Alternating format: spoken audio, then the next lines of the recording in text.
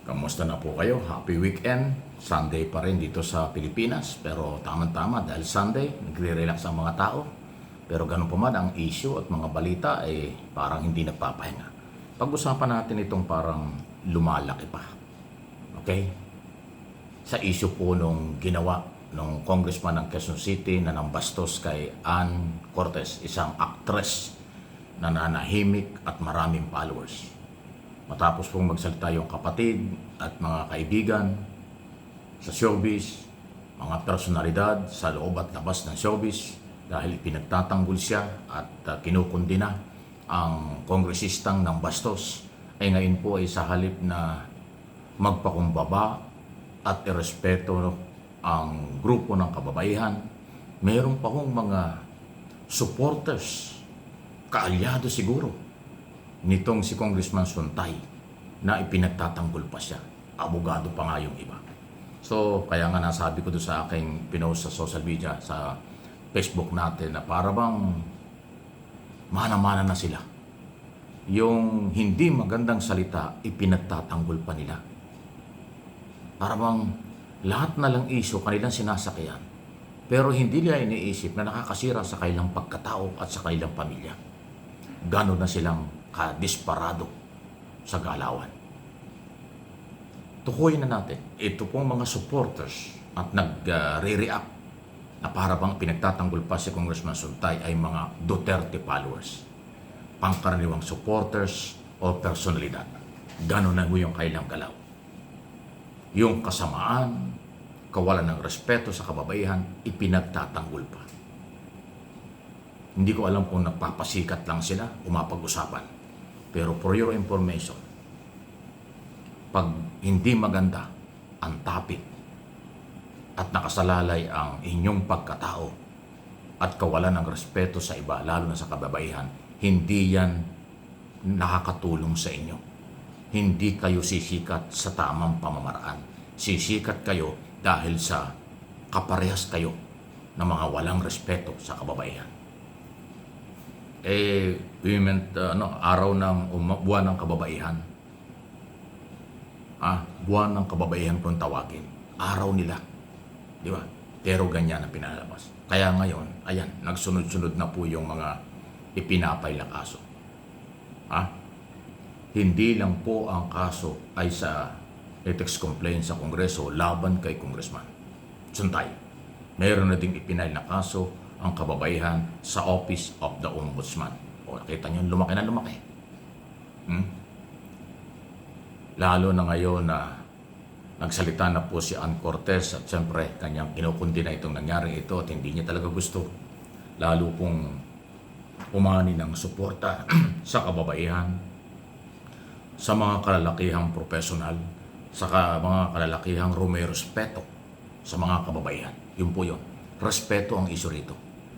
Ang sumusuporta sa paglapastangan, mga abuso sa kababaihan, ayan po ay napakasama. Okay? Alam niya kung sinong grupo yan. Pero ang mga professional na Pilipino dito sa buong mundo, ano man ang relihiyon at kasarian nila, naniniwalang mali yan, dapat ay itigil at dapat huwag pamarisan. Mangyari ho kasi kaya lumalaki ito Yung mismong congressman sa halip na nagsorry pansamantala, pero pinaninindigan pa rin na bakit daw pinalalaki yung isyong yun, ay napakaraming issue sa Pilipinas dahil yung nangyayari sa Iran, kaguluhan sa Middle East. So, ang labo nun. Alam ng mga Pilipino kung anong epekto ng problema sa Middle East. Pero yung epekto ng kanyang ginawa ay parang gusto pa niyang pagtakpan sa aking personal na opinion. Gusto pa niyang pagtakpan. Okay? Alam niyo si Suntay, abogado pala yan. Abogado siya na alam niya labag sa batas yung kanyang ginawa. Republic Act 1-13, yung bastos law na lagi ko na sinasabi. Ngayon, pinag-uusapan niyang batas na yan, kaya alam na alam ng kababaihan kung ano ang kanilang karapatan at paano nila kakasuhan. Kaya nga nakarating sa ombudsman ang usaping ito, hindi lang sa ethics committee. At ito ay naging record nitong congressman ito.